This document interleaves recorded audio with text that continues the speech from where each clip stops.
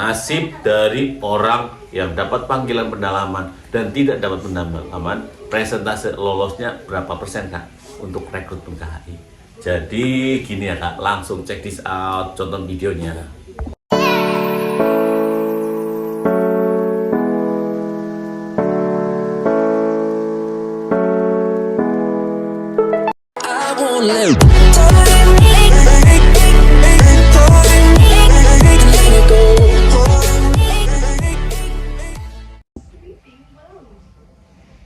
Halo, assalamualaikum warahmatullahi wabarakatuh. Jumpa lagi di sini, kita akan membahas mengenai pendalaman dan nasibnya nggak pendalaman tuh gimana.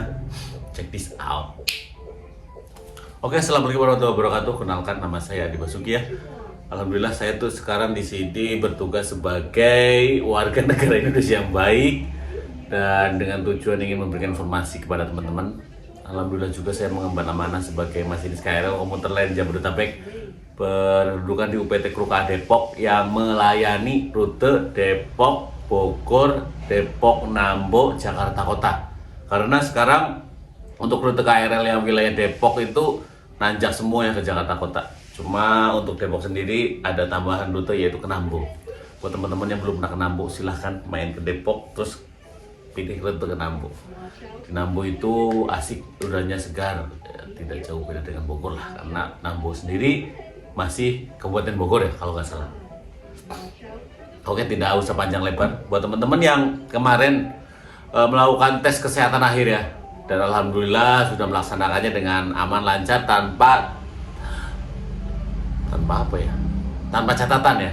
Ada juga beberapa catatan juga buat teman-teman yang ngulang di tensi, di EKG, karena dengan hasilnya yang kurang pas ya, terutama di tensi sih. Ada teman-teman juga yang kemarin bahas di grup Telegram, dia tuh ngulang sampai lebih dari 2 kali untuk perihal tensi ya. Sebelumnya juga diriku sudah memberikan info bahwasanya buat teman-teman yang notabene berdomisili jauh dari lokasi rekrutmen, alangkah lebih baiknya bila menginap semalam terlebih dahulu supaya kondisi badan kamu tuh fit ya, meskipun tidak menutup kemungkinan, namun setidaknya itu antisipasi ya buat teman-teman. Sebelum melakukan cek kesehatan, selalu saya ingatkan, selalu jaga kondisi tubuh, tidur cukup dalam kurun waktu 1 minggu terakhir, terus makan makanan yang bisa dibilang sehat ya. Sehat di sini ya relatif bisa dibilang ya teratur, makan teratur, tidur yang paling penting, dan kalau bisa kurangilah main HP kalau bisa ya kan. Terus banyak sih, lebih banyak. Oke lah, seperti itulah. Oke, check this out. Karena sudah melakukan cek kesehatan, otomatis kita tinggal menunggu pengumuman.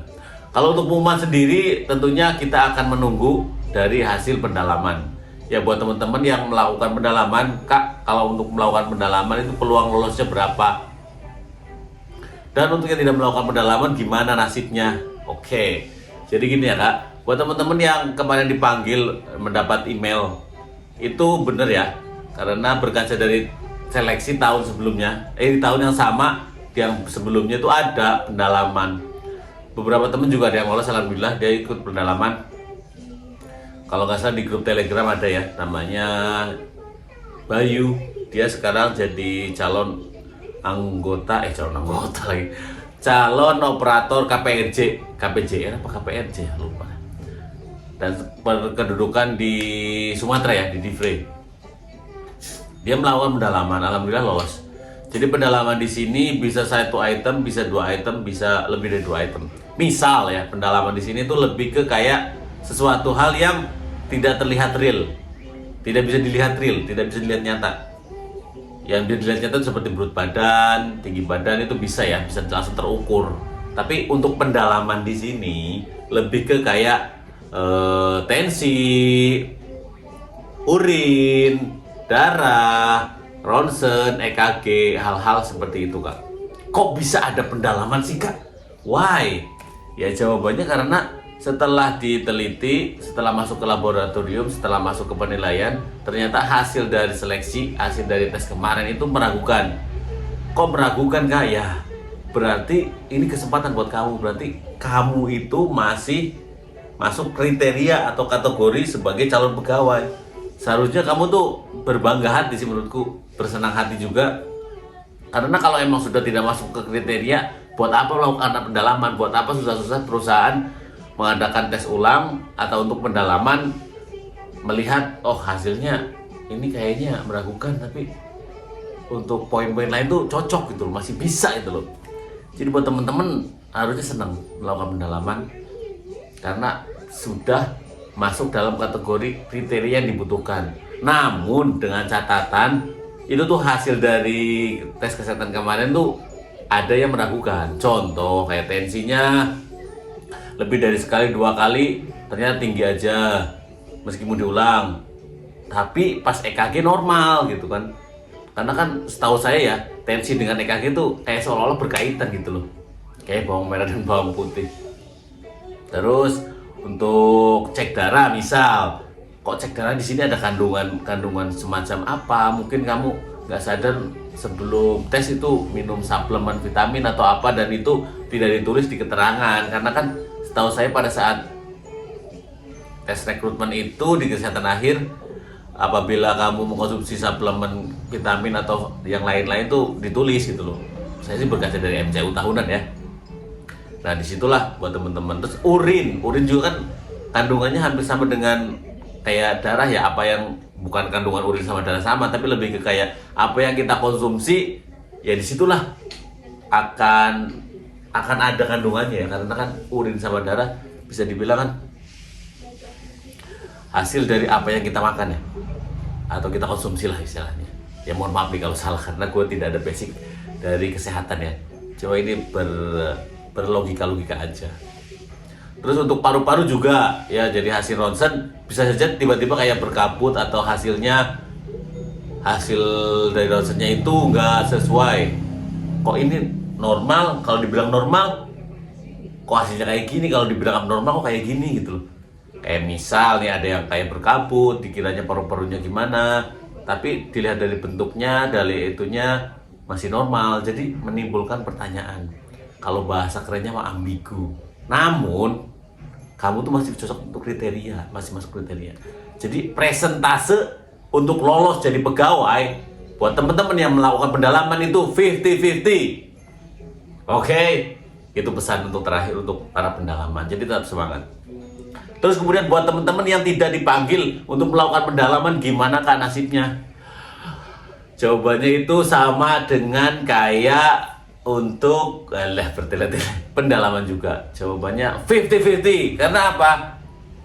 Karena sebelumnya saya sudah bilang, kalau seorang sudah tidak sesuai dengan kriteria, buat apa ada pendalaman ya? Kalau kamu sudah sesuai dengan kriteria, buat apa ada pendalaman? Jawabannya kayak gitu. Jadi buat teman-teman yang tidak dapat panggilan, aduh gatel nih rambut, baru potong rambut bener. Tidak dapat panggilan untuk melakukan pendalaman itu presentasinya sama 50-50 atau 50%. Banyakin berdoa, banyakin hal-hal yang masih banyakin berdoa aja ya guys, karena ini benar-benar gerbang terakhir kalian untuk bisa bergabung di dunia kereta. Semoga teman-teman bisa bergabung, welcome di dunia kereta. Oke, check this out, tetap semangat, jangan lupa berdoa. Buat teman-teman yang sebelumnya gagal di tahap sebelum kesehatan akhir, kita kupas semuanya di grup Telegram, semuanya ada di linknya, ada di deskripsi ya. Jangan lupa di like, komen, dan subscribe. Di share juga buat teman-teman juga. Siapa tahu dari pahala kamu nge-share, memberitahu informasi ini, kamu bisa lolos. Kita nggak ada yang tahu cuy. Oke, tetap berikan semangat buat teman-teman yang kemarin gagal di tahap administrasi, di tahap kesehatan awal, terus lanjut ke psikotes, wawancara ya. Tetap semangat. Selama kalian masih memiliki kekuatan, memiliki keinginan, dan tentunya kriteria yang dibutuhkan masih terpenuhi, mulai dari tahun lahir ya, mulai dari usia kayak gitu, itu wajib banget. Selama ada keinginan pasti ada jalan, meskipun jalan yang kamu tempuh belum tentu apa yang kamu inginkan. Anjay, ngomong apa ini? Oke lah, oke. Yuk, oke. Assalamualaikum warahmatullahi wabarakatuh. Tetap semangat teman-teman.